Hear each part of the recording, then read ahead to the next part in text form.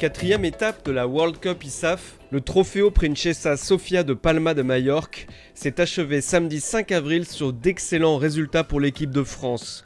8 médailles, dont 3 en or. Aux Baléares, les conditions ont pourtant été difficiles et changeantes. De 5 à 25 nœuds d'un vent rendu irrégulier par des reliefs importants, un clapot qui a durement secoué les concurrents, et même un gigantesque porte-avions venu jouer les troubles fêtes.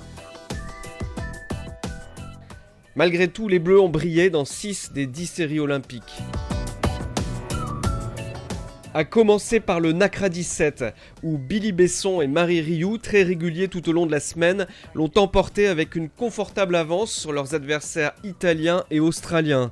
C'était assez compliqué, les conditions étaient assez variées. Et donc c'est vrai qu'il fallait changer souvent les réglages du bateau et aussi être le plus performant à chaque condition. Grosse déception en revanche pour Franck Camas et Sophie de Turckheim qui, après avoir dominé le début de l'épreuve, ont été disqualifiés de la medal race qui, malheureusement pour eux, compte double. On ne s'est pas rendu compte qu'on était au 16, donc on a fait la manche comme si rien n'était, mais disqualifié à la fin. Donc voilà. En RSX, les Français n'ont pas fait de détails. Chez les femmes, Charline Picon était assurée de la victoire avant même le départ de la medal race. J'ai un premier vent arrière moyen et sur le deuxième prêt, j'ai vu une option à gauche que j'ai prise et ça s'est avéré très payant et je finis 3e de la medal race grâce à cette option. Donc c'est une bonne manche, comme toute la semaine. Et chez les hommes, on compte 4 Français dans les 10 premiers, dont 2 sur le podium. Pierre Lecoq, 24 ans, jeune révélation venant de Saint-Brieuc, repart avec l'or. Donc la semaine a été vraiment longue, très difficile puisqu'il y a eu des changements de conditions tout au long de la semaine. Mentalement ça a été vraiment difficile parce qu'il a fallu rester concentré tout au long de la semaine. Et le Trinitain Louis Giard, 21 ans, s'adjuge le bronze.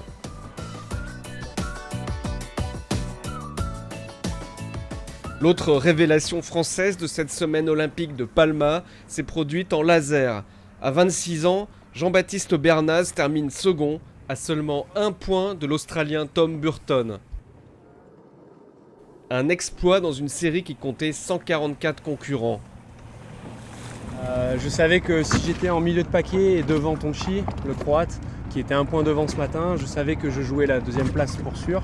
Après, l'Australien il fait vraiment une très belle course et on ne pouvait pas faire beaucoup mieux. Très attendu, le Brésilien Robert Scheidt, double médaillé olympique et 8 fois champion du monde, se contente d'une modeste 9e place. En 4,70 femmes, une pénalité lors de la medal race fait perdre l'or à Camille Lecointre et Mathilde Géron au profit des néo-zélandaises Halley et Pori. Et en fine, comme en RSX, 2 Français occupent le podium derrière l'intouchable britannique Giles Scott. Thomas Le Breton prend la 2e place et comme au JO 2012, Jonathan Lebert est sur la 3e marche. Dans les 4 autres séries, l'équipe de France place des équipages dans les 10 premiers, à l'exception du 4,70 hommes où la meilleure performance est une place de 12e.